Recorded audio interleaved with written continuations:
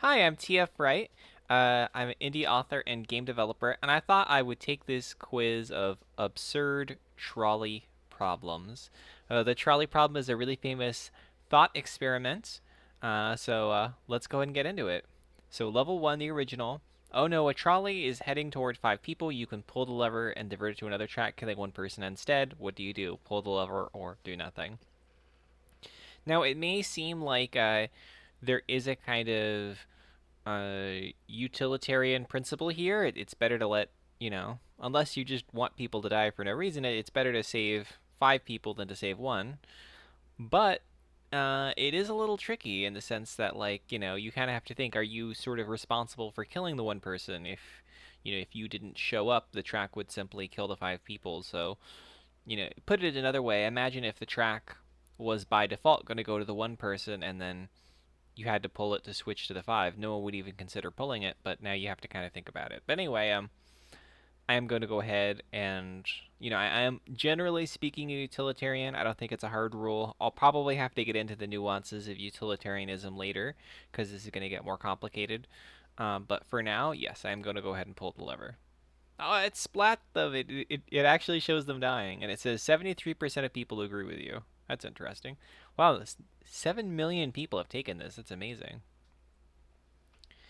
Oh no, a trolley is heading toward 5 people. You can pull it and divert it and kill 4 people instead. Well, this is just the same thing as the first one. We'll pull the lever.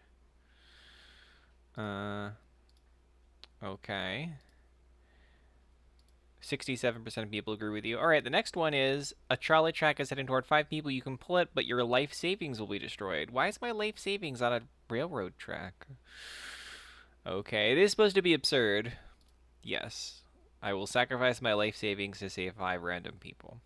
Although this is interesting. This is an interesting question. Because what if I told you you could save the life of one person with, say, $100? Would it be immoral for you to withhold the $100? Like, there are charity groups that can save people. Probably the most efficient way to do that is through anti-malaria medication, but most people don't want to donate to that for whatever reason. I actually used to work in a charity fundraising office. That was one of the things that I did was I talked to them about that. And yeah, it is kind of interesting to think about that in terms of, why don't people want to donate to charity? And I think it's because there's a sense of immediacy and there's a sense of distance, right? If you're told that your money will go to fighting malaria in Africa and you're not actually seeing it, it's different than a train running over someone that's right in front of you. Which itself it has no rational or utilitarian like basis, but it's just the way people are. Okay. A trolley is headed toward 5 people. You can pull the lever and divert it and sacrifice yourself. Yes, I will sacrifice myself to save the 5 random people. And interestingly, it says here that most people would not do that. Most people would not. Okay, a trolley is heading toward 5 people. You can pull it, but unfortunately, the original copy of the Mona Lisa will be destroyed. Well, I personally don't think that it's a big deal to destroy the original Mona Lisa because we already have so many pictures of it, like we have so many replicas. But even if we lived in a time where there were no replicas, like, art is not something that is, it can be inspiring, it can be beautiful, but I think that life is going to be more valuable than that. So I will sacrifice the Mona Lisa. Most people agree with me. This is the one that I'll confess to you. I'm moving a little quickly because I have done the first few of these before. I got the idea to make the video around this question, and I stopped and then restarted. But this is the one that really made me have to think about it. A trolley is heading toward a rich man. The rich man offers you $500,000 to pull the lever, after which it would divert the trolley and kill a random other person. What do you do? And I hesitated for a minute because if there was simply a choice between killing one random person and killing another random person, and then you also happen to get $500,000, you would always pick the money. But the problem is that the rich person is bribing you into sparing him and killing someone else with his money, and that feels like inherently wrong. It feels wrong for a few reasons. Like, it feels wrong that the rich person can get out of it that way, and it also feels wrong to accept the money, even if you plan on using the money for charity, and ultimately, like I said, maybe using that money to save multiple lives. It still feels bad that like a rich person saved himself and made you kill someone else to get some money. That doesn't feel right. Even if, like I said, you would get the money in some other way, it would feel okay. So it makes me very conflicted. I don't want to reward the rich man for doing this. The rich person, as you can see here, is actually like having a top hat and like a bad guy mustache. So it's really making you think of him as the bad guy. Um, Having said that, if I do commit to donating the money to charity, like I do support the idea of money being used to help the less fortunate. And if the rich guy dies, his children are probably just going to inherit the money, and they're not necessarily going to do that. So, very reluctantly, I will pull the lever, but I feel very conflicted about it. 52% of people agree with me. Okay. This is another one that's complicated. A trolley is headed toward five lobsters. You can pull it and divert it, but instead it will run over a cat. So, what do I care about? One cat or five lobsters? Well, I'm a vegan, so I'm not going to feel happy about either of these choices. But I really like cats. Cats are actually my favorite animal. And it feels wrong for me to prioritize the life of cats more because they're my favorite animal. But I probably am going to do that. I'm gonna recognize that perhaps is a moral defect in my brain. Oh, I clicked the wrong one. Oh well. Anyway, I wanted to save the cat. I clicked the wrong one. Uh, a trolley is maybe I clicked the wrong one subconsciously because I realized it was a mistake. Okay. A trolley is headed toward five people who are sleeping and won't feel pain. You can pull it and divert it to the other track, which will run over someone who is wide awake instead. Yes, I will kill the person that is wide awake. I don't understand. Where's the moral dilemma here? A trolley is headed toward five people who tied themselves to the track, and you can pull the lever to the other track, killing one person. What do you do? Now, I'm not sure why the five people have tied themselves to the track. Maybe they did it because they're depressed and they want the train to run them over. Maybe they're doing it as a sort of weird political protest type of a thing. I don't know. But there's a sense here of like, well, their lives are equally valuable, but they sort of took the risk that the train might hit them, and they tied themselves to the tracks, versus the other person is there by accident. Um, so I am tempted to pull the lever here, in the sense of it's complicated because it's like, um, it's possible that some of the people on the first track don't even necessarily like want to survive. I don't know. You're getting into a whole degree of complicatedness with this because we just don't have all the information. So I'll go ahead and pull the lever. A trolley is headed toward five people. The lever just speeds up the trolley, which might make it less painful. What do you do? Well, it doesn't seem to be any benefit here. Uh, what's interesting though is that when you hover your mouse over pull the lever, it looks like it's gonna hit this one person. I'm really conflicted. I'll go ahead and do it. Okay, it didn't actually do that, but yeah. A trolley is headed toward one guy. You can pull it to divert it, but then your Amazon package will be late. Your Amazon package will be late? Minor inconvenience. 21% of people would rather have a random stranger die than have a late Amazon package. A trolley is headed toward your best friend. You can pull the lever and divert it, but five random strangers will die. What do you do? Do you sacrifice your best friend or five strangers? Is my friend going to know about this? Because here's my thought. My thought is that my friend will be plagued with a huge amount of survivor's guilt knowing that I killed five random strangers to save them.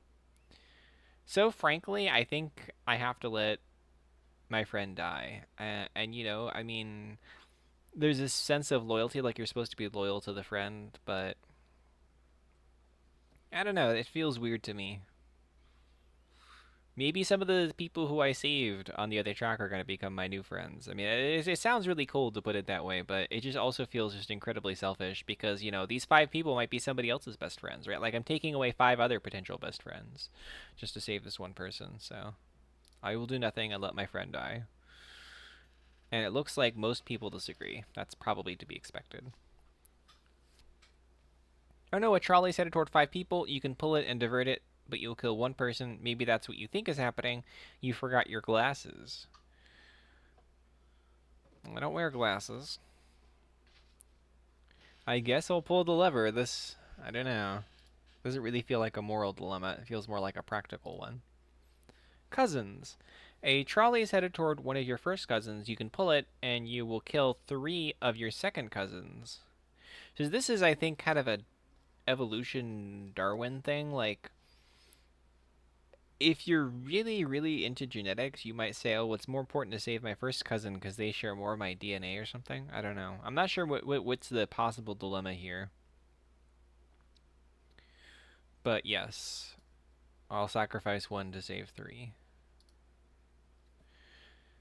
A trolley is headed toward five elderly people. You can pull the lever and divert it to the other track, running over a baby instead. What do you do? So this is one that I think there's a lot of cultural values. Uh, in Western nations, when you ask these types of questions to people, they usually will say that it's better to let the elderly people die, um, because they've already lived their life.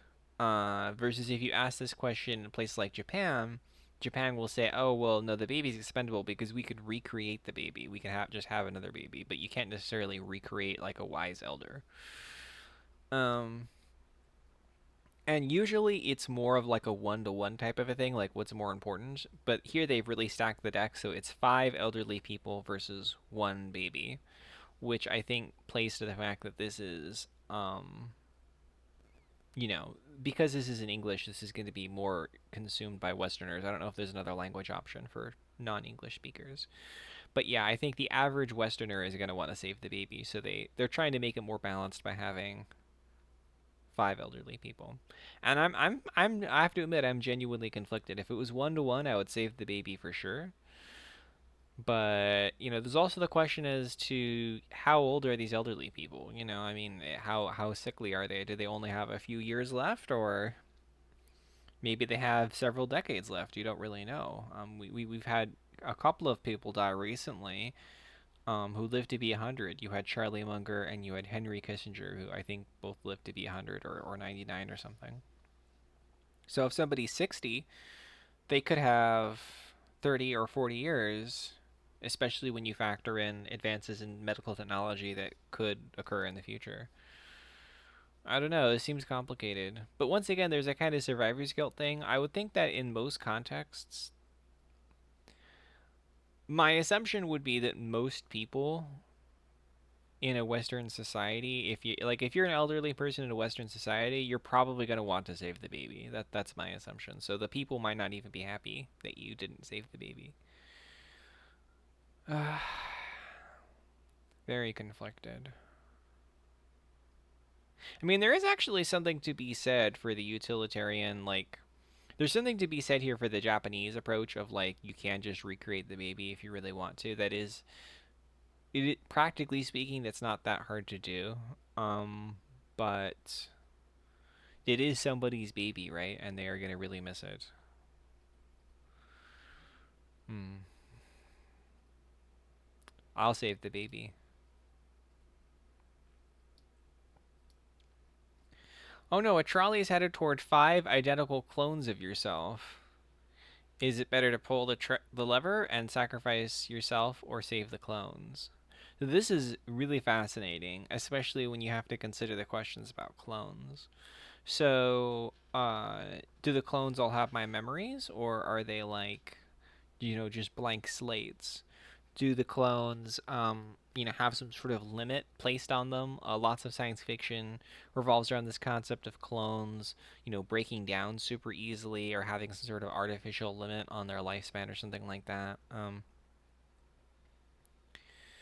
But for the sake of this, I'm just going to go ahead and say that the clones are like copy and pasted versions of me. They're exactly like me with no differences whatsoever.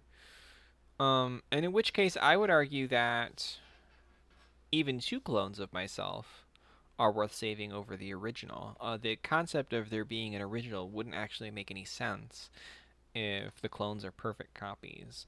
How would I know I'm not a clone? There'd be no way to tell, right? So yeah, I would definitely I would sacrifice myself. Wow, most people would not. That's very interesting. There's also another way of thinking about this, and the question is, how easy is it to make more clones, right? I mean, because in that world, that would raise some other interesting questions. We're at the point now where we've gotten to a part that I haven't seen yet, so I don't know if this is coming up, but I would say something like, what's more valuable? Three unique people that you can't make clones of, or seven clones of myself. And I would say potentially the three unique people because, there's already, assuming that the original me is going to survive, you don't necessarily need additional copies. So yeah, it definitely gets complicated when you consider the ease of making more clones. A trolley is headed toward a mystery box with a 50% chance of two people, or you can kill a different box with a 10% chance of 10 people. So I know a lot about statistics. I took a bunch of statistics courses. Um, so there's a thing called expected value that you can do to try to determine what's the most likely result. And you basically multiply the percentage of something will happen by the value that it does happen. So on average, a 10% chance of killing 10 people means that you're killing an average of one person per try, because 10% times 10 versus 50% chance for two people also means you're killing one person each try, because 50% of two is one. So they're both actually identical. They're both the same. So it doesn't actually matter from a utilitarian standpoint at all.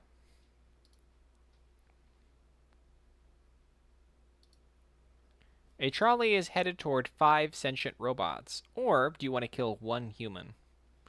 Once again, we have to ask the question of how easy is it to make more robots? If it's very easy to make more robots, but it takes a lot of time and effort to make more humans, then the human is more valuable. On the other hand, maybe these robots are, time travelers, or they're from another planet, or maybe they're from some sort of technology that no longer exists, or they're powered by a very rare earth element that we just can't get any more of, and these are the last robots we have, right? I don't know. Um, from the trajectory of the way things are going with humans, my assumption would be that um, we can make the robots relatively easily. I mean that's what we're doing with computers, right?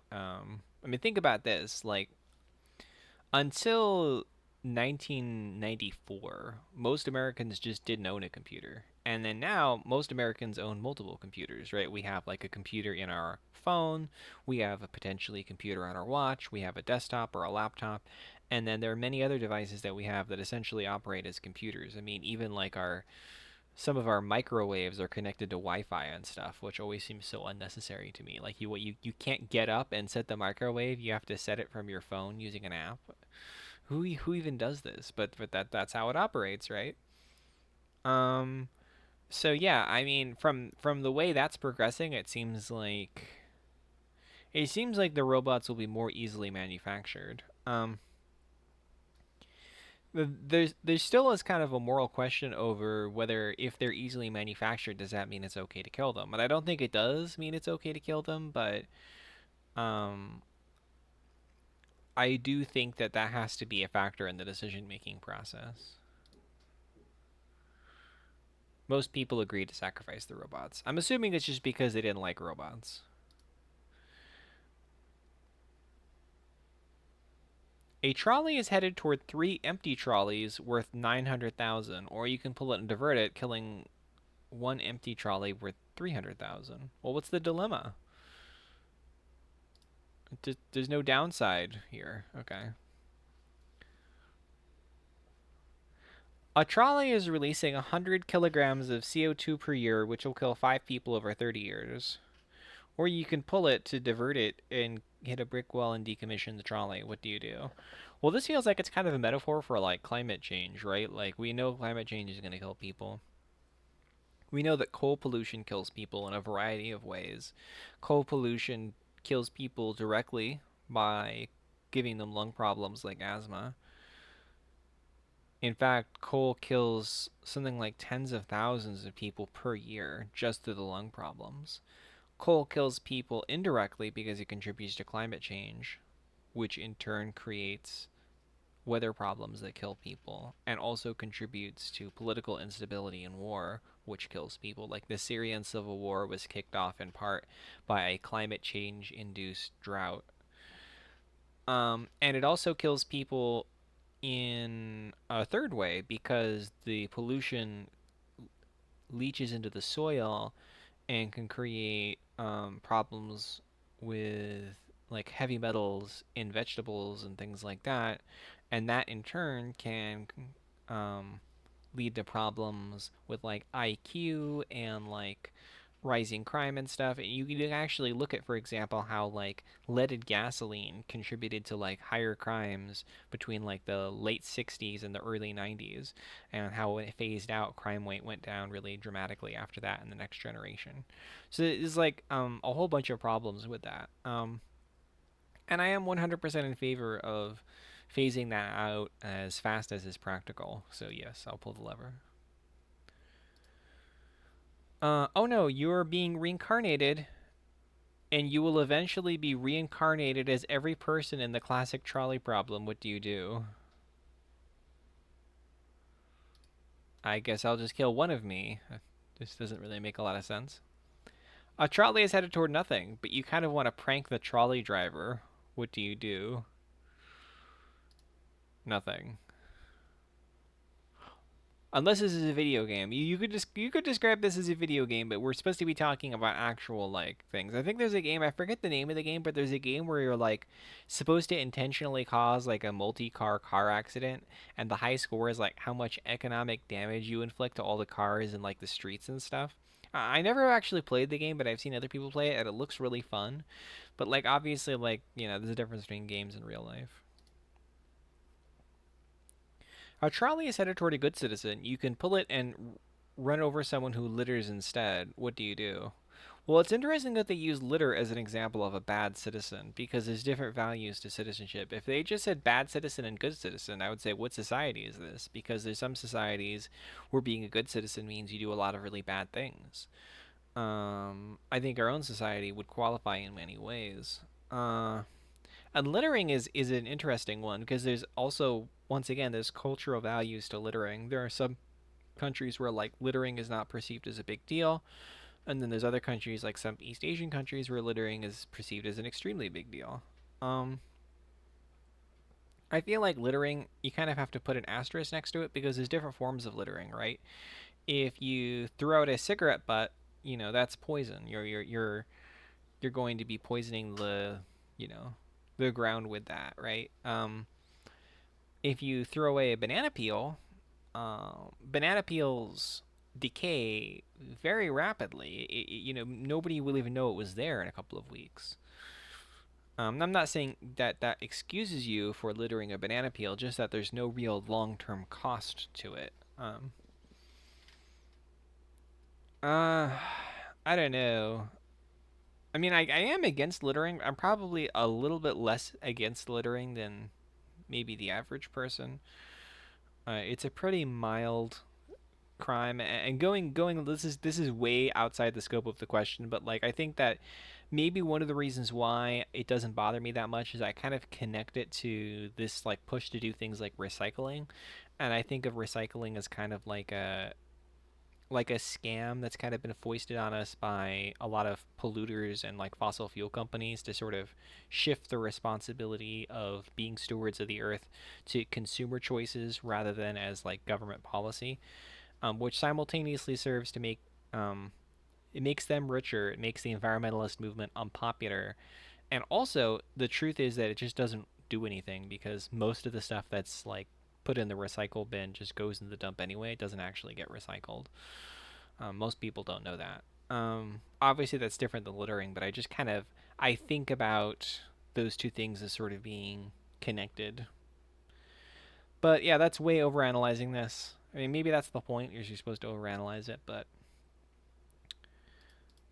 I uh, I will go ahead and pull the lever, I guess, very reluctantly. Oh no! Due to a construction error, the trolley is stuck in an eternal loop. If you pull the lever, the trolley will explode, and if you don't, the trolley and its passengers will go in circles for eternity. What will you do? Well, this one feels like I could also talk about it forever, so I'll try to be brief. Are the people in the trolley immortal except for explosions? Like, is this the situation here that someone's gonna live forever, but if I pull the trolley, I'll put them out of their misery of living forever? Um, I mean that like how did these people become immortal? And like how is their immortality so like so specific that they're immortal except they'll be killed by an explosion? Why can't they simply jump out of the window? I don't know. This doesn't make sense to me at all. If this is supposed to be some sort of question about the virtues of living forever, like obviously there's some problems with that, but like I don't know. Um, I'm also kind of interested in the perpetual motion aspect of the trolley. Like, where's the energy source coming from? I mean, is it possible that we can harness this energy source by, like, having some sort of gears and cogs powering our power plants? I mean, maybe we can solve the energy crisis that people were talking about in the earlier dilemma. So I'm gonna go ahead and say do nothing. Looks like most people disagree. It's interesting. A trolley is headed toward your worst enemy. You can pull the lever to save them or do nothing, and no one will ever know. What do you do? I mean, how do you define worst enemy? If it's someone that I don't like in my personal life, I definitely think that there's no reason for them to die. If I'm allowed to define worst enemy more broadly, and it can include like public figures, and you can say something like, what if some politician that you really didn't like suddenly died of a heart attack or something like that? That makes it more of a question mark, especially if you look at kind of like the timing of when this is going to happen. Is this going to happen in the middle of an election year or, a Supreme Court case or something like that, where you could actually change the outcome of something important? But I feel like once you take it that far, you're kind of going against the intended message of the question. It's not supposed to be about um, killing a powerful person to make the world a better place. It's just supposed to be about is it, you know, justified to take revenge, assuming that no one will ever find out. And I think the answer is no, it is not.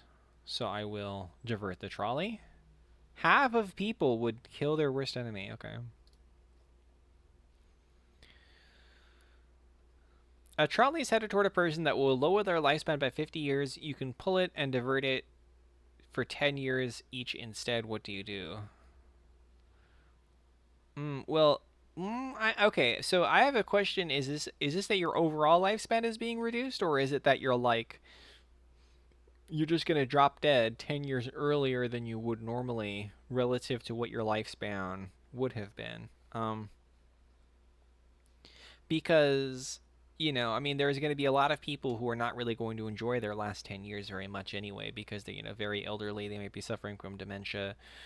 um that was a factor in my previous question about the babies versus the elderly people. So that is a question. Or is it that their overall like health span is also going to be reduced proportionally? That's I think a factor to consider here. There's also the factor to consider psychologically. What could happen to those people? There's the famous case of Chernobyl where people were exposed to radiation, and they were told that they might get cancer and have shortened lifespans. And what they found out was is that a lot of these people suddenly engaged in these like very high risk behaviors, like they did drugs or they drove without a seatbelt or whatever. They felt like, oh, since my life is going to be short, why should I even bother? And these self-destructive behaviors ended up causing more damage than the radiation exposure itself. And even something as simple as like leaving the area. Like there were many people who were told that they should leave their homes, and the people that didn't leave their homes and just lived there for the rest of their lives absorbed even more radiation, but those people went on to have longer lifespans than the people that left. And so yeah, like having a really positive mental attitude can actually have a huge difference. Is the kind of the lesson here. Um, so I'm going to go ahead and pull the lever, and really hope that these people have positive attitudes. I guess most people agree. Okay. A trolley is headed toward 5 people. You can pull the lever, uh, and it will divert it, and it will send 5 people into the future, and it will kill them 100 years from now. Oh, that's really, really interesting. Okay. So this is really, really, really interesting for a few reasons. Do the people in the future know this is coming, right? I mean, is it possible that they can put 5 people who are already on their deathbed or already on death row, assuming we haven't gotten rid of the death penalty, which I'm in favor of getting rid of the death penalty, by the way, but like, is there some sort of thing there where they can control it? Or is it going to surprise them in the future? There's also the question about the overall relative amount of people, right? If the human race has dwindled to a very small amount of people in the future, killing 5 people could make a big difference. There's like a limit to population. I think the limit is something like 73, where if the number of people, like the number of individuals in a group, has shrunk below a certain amount, then the race can't really continue because the amount of birth defects that will accumulate through inbreeding will accumulate so much that it's going to cause like problems that can't be fixed. So in order for a species to perpetuate itself, it has to have like at least 74 individuals, for example. So if I knew that in the future the human race had only like 80 people left, I definitely would not want to pull the trolley then, right? On the other hand, you could argue that maybe in the future we're going to have, 100 billion people, and relatively speaking, 5 people is less now. I really don't know. Um, it feels weird to make a prognostication about the future like that. I mean, I definitely think that there's the potential, like I said, to ameliorate the harm to the future by having it be people who are sick or are criminals or something. But I also think that you could be in some very difficult situation where if the population of humanity has declined a lot. So I really don't know. Um, I guess I'll go ahead and pull the lever though, just because I mean, like selfishly, the people that I'm saving now would definitely appreciate me. I'll say that. I don't know if that should be if I'm allowed to consider that as a factor. Most people agree. A trolley problem is playing out before you. Do you actually have a choice in the situation, or has everything been predetermined since the universe began? Oh, this is the free will question. Okay, so I do not believe in free will. Now, I think that the majority of people that I've discussed this with seem to get really hung up on this concept of agency. Agency is the ability of people to make decisions. Obviously, we have the ability to make decisions, right? And so people who do believe in free will say, well, since I have the ability to make decisions, I therefore have the ability to have free will. And I would say, well, you have a will, but it's not free because everything that went into you making the decision was predetermined by events that took place before. So while you made the decision, you didn't make the decision totally arbitrarily. You made it for reasons that were outside of your own control, right? You have a brain that functions in a certain way because of evolution. You have certain values because of your education and your upbringing.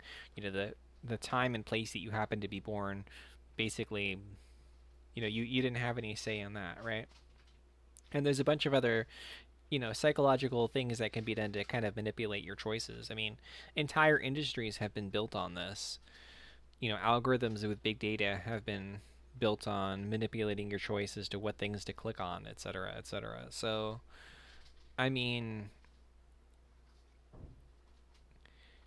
And then there's also this kind of question about, like I said, your choices aren't arbitrary. Even if your choices were totally arbitrary, would that really constitute freedom? Like, if you could say I made this choice at random, like, why is that better than making your choice because of factors that were influenced outside of your control? Why is arbitrariness equal freedom? It doesn't really.